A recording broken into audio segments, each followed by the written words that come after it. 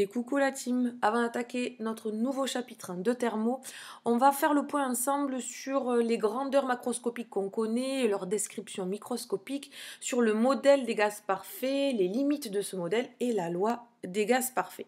C'est parti. Et on commence par repartir très loin sur les trois états de la matière. Alors si on prend les molécules à l'état gazeux, prenons par exemple le dioxygène ou l'hélium par exemple, eh bien ces molécules elles sont espacées et agitées et elles vont se diriger dans toutes les directions.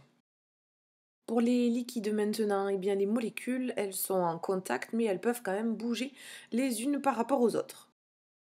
À l'état solide, les molécules, elles sont complètement collées les unes aux autres, elles peuvent donc pas se déplacer les unes par rapport aux autres, mais elles peuvent plus ou moins vibrer ensemble. Jusque-là, ça va, c'est facile. On passe maintenant au modèle des gaz parfaits. Dans ce modèle, on est dans le cas des gaz évidemment, donc les molécules sont espacées et agitées, et on va considérer qu'il n'y a pas d'interaction entre les particules, c'est-à-dire qu'elles ne s'attirent pas, elles ne se repoussent pas, juste elles vont subir des chocs les unes par rapport aux autres. Deuxième caractéristique qu'on a choisie pour le modèle des gaz parfaits, eh bien le volume des atomes est négligeable par rapport au volume du récipient. Dans ces cas-là, on peut assimiler nos particules à des points matériels. Là, vous êtes en droit de me dire que, ben oui, c'est une version très simplifiée de la réalité. Les plus puristes d'entre vous, je ne les cite pas, sont déjà en train d'y penser. Ok, c'est une version simple, mais elle fonctionne. Donc on va très souvent assimiler les gaz à des gaz parfaits. On verra ça par la suite. Dans notre nouveau chapitre, on va parler des systèmes thermodynamiques et ces systèmes thermodynamiques, eh bien, comme tous les systèmes, ils vont être définis par des grandeurs qui vont les caractériser. Les grandeurs qui caractérisent le système, ça va être sa masse volumique, sa température et sa pression. Revenons sur ces trois grandeurs.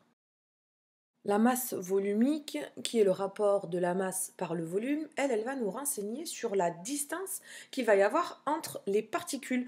Plus la masse volumique est grande, plus la distance entre les particules sera petite. On la note ρ. La température, quant à elle, elle va nous renseigner sur l'agitation qui règne entre les particules. Évidemment, plus il y a d'agitation et plus la température sera grande.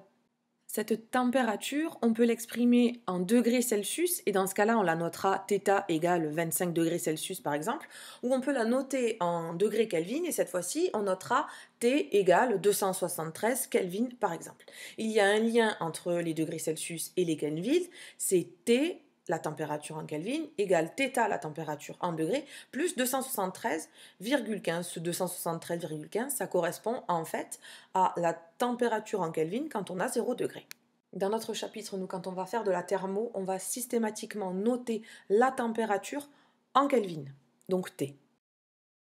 Dernière grandeur pour laquelle nous faisons des rappels, la pression qui va nous renseigner sur l'intensité des chocs entre les particules et la paroi du récipient qui va les contenir. La pression sera notée P. On a donc ici trois grandeurs macroscopiques, la masse volumique, la température et la pression, qui rendent compte de la matière à l'état microscopique. Allez, on fait le point pour voir si vous avez tout compris. On a un système qui est constitué par du gaz qui est initialement à la température de 20 degrés, à une pression de 1013 hectopascales et avec une masse volumique de 1,2 kg par mètre cube. Et on va prendre trois situations différentes. Première situation, les molécules se déplacent moins vite.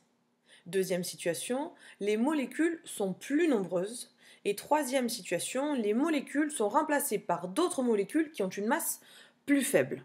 Et il va falloir pour chacune de ces situations retrouver les grandeurs qui correspondent.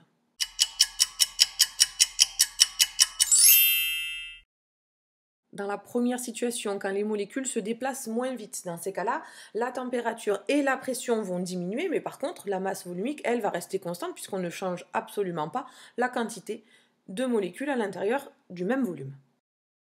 On a bien une température 18 degrés qui est inférieure à 20 degrés, une pression de 1005 hectopascales qui est bien inférieure à la pression initiale et une masse volumique qui reste la même. Dans la deuxième situation, comme les molécules sont plus nombreuses, eh bien, les chocs entre les particules vont augmenter, donc la pression sera plus grande. De la même façon, s'il y a plus de molécules, la masse volumique va augmenter elle aussi. Par contre, la température n'est pas modifiée, elle reste constante.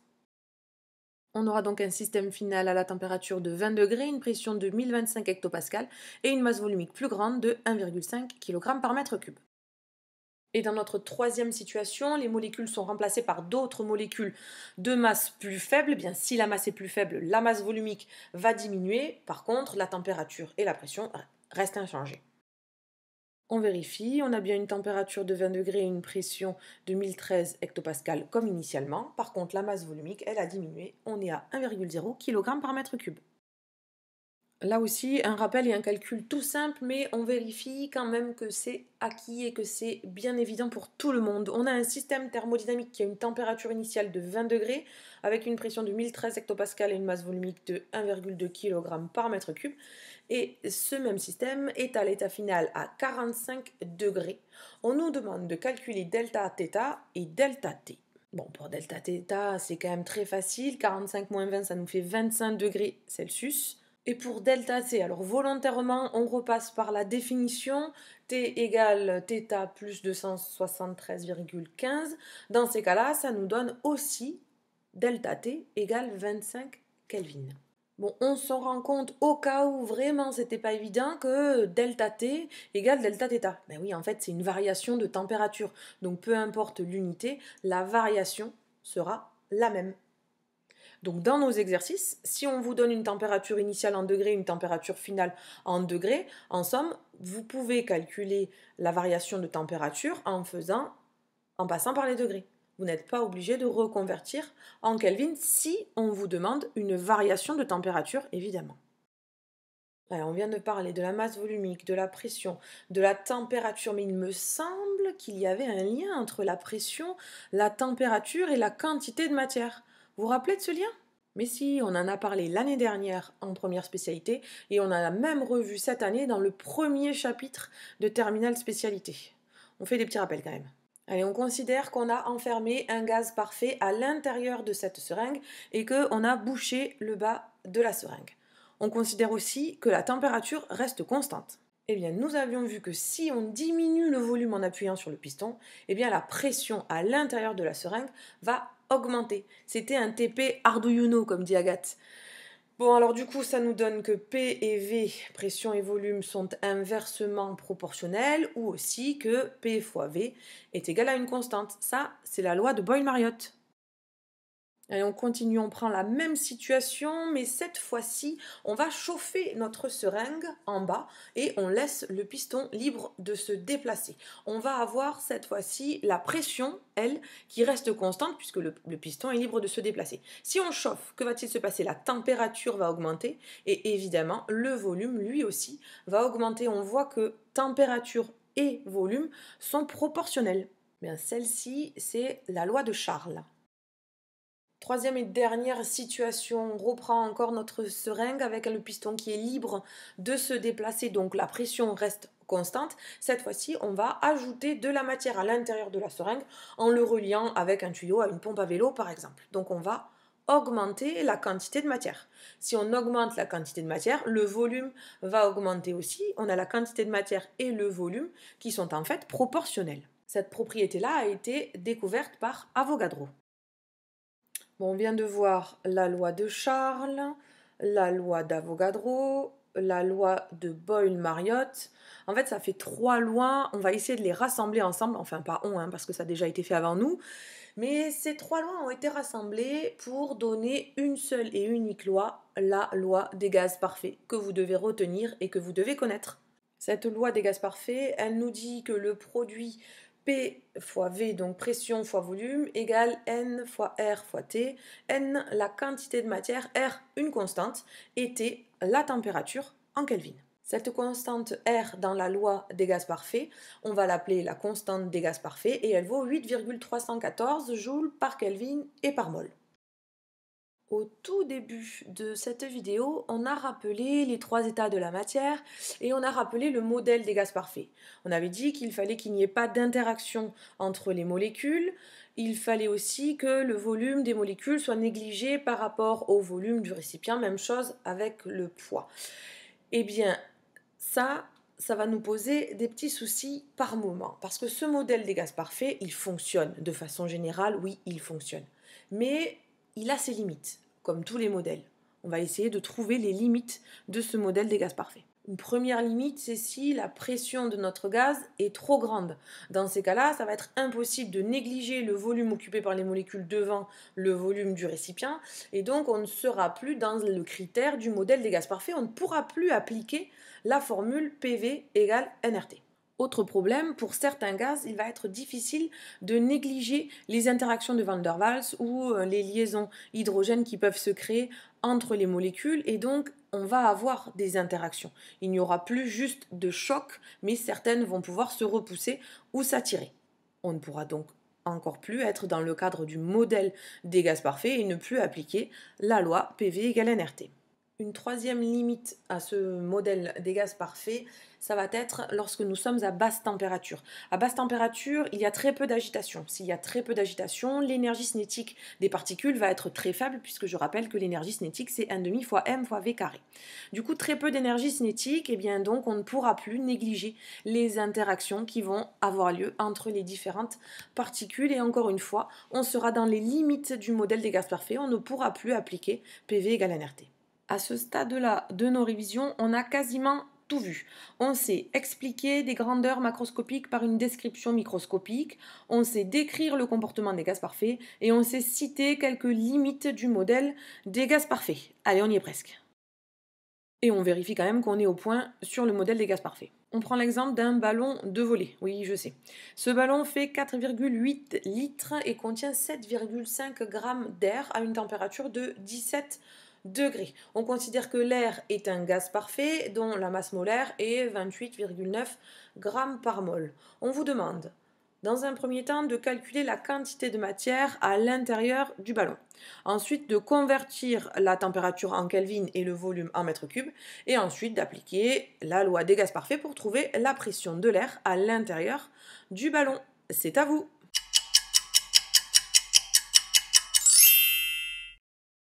Pour calculer la quantité de matière, on va diviser la masse par la masse molaire et on obtient 0,26 mol.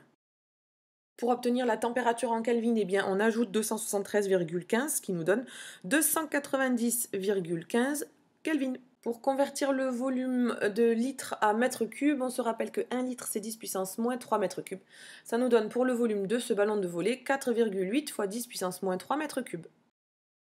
Et pour trouver la pression de l'air à l'intérieur du ballon, on applique la loi des gaz parfaits, PV égale nRT, ce qui nous donne P égale nRT sur V, et on applique en trouvant 1,30 fois 10 puissance 5 pascal. Une dernière remarque sur cette loi des gaz parfaits. Dans PV égale nRT, P c'est la pression, et on avait vu en classe de seconde que la pression, en fait, c'est une force divisée par une surface. En remplaçant la pression par une force surfacique à l'intérieur du produit PV, ça nous donne F sur S fois V. Et quand on a un volume divisé par une surface, c'est homogène à une longueur. Donc en fait, le produit PV, il est homogène à une force fois une longueur. Et une force fois une longueur, c'est homogène à quoi? Eh bien, c'est homogène au travail de la force. Bravo à ceux qui l'avaient trouvé. Bon, c'était juste une remarque. Et là, c'est notre dernière partie de rappel, tout aussi facile, mais tout aussi important, surtout dans la notation en fait. La variation d'énergie correspond à la puissance multipliée par un temps. Ça veut dire tout simplement que la puissance, c'est un débit d'énergie, c'est-à-dire que c'est une énergie par unité de temps. Et ça, c'est une notion importante, on va s'en servir dans ce chapitre. Dans cette formule, delta E égale P fois delta T, on n'a pas le droit de faire n'importe quoi au niveau des unités, alors on fait des rappels aussi. Pour obtenir une énergie en joules, il faut que la puissance soit en watts et la variation de temps, delta T, soit en secondes. Ça, c'est impératif, on ne mélange pas les unités. Pour avoir des joules, il nous faut des watts et des secondes. De la même façon, si on a des watts et des secondes, on obtiendra des joules. Autre possibilité, on peut avoir la puissance en kilowatts et le temps, la durée en heures. Cette fois-ci, l'énergie sera en kilowattheure. Attention, ce n'est pas des kilowatts par heure, c'est des kilowattheures puisqu'on a multiplié des kilowatts et des heures. Eh bien, suivant la situation dans laquelle on va se trouver et le calcul d'énergie ou de puissance qu'on nous demande de faire, on va soit utiliser les unités qui sont en rouge, joule, watt, seconde, soit les unités qui sont en vert, kilowattheure, kilowatt et heure. Et on va prendre 2 exemples pour vérifier que pour vous, c'est facile aussi. Premier exemple, on fait chauffer une pomme de terre au micro-ondes 20 secondes à pleine puissance, c'est-à-dire à la puissance de 800 watts, et je vous demande de calculer la variation d'énergie. Dans le cas du micro-ondes, eh bien, nous avons la puissance en watts et delta T, la durée en secondes. On va donc obtenir une variation d'énergie qui, elle, va être en joules. Deuxième exemple, dans une pièce, on a un radiateur qui fonctionne 6 heures dans la journée à pleine puissance avec une puissance de 1,5 kW. Là aussi, encore une fois, trouver l'énergie. Cette fois-ci, on a une puissance en kilowatts et un temps en heure. Il nous suffit de multiplier les deux. 1,5 fois 6, ça fait 9. On a donc une énergie de 9 kWh. Dans cette vidéo, rien de très compliqué en somme, mais on a remis les bases pour partir convenablement sur le nouveau chapitre. Pensez à noter les grandeurs convenablement avec les bonnes unités et maîtriser votre modèle des gaz parfaits.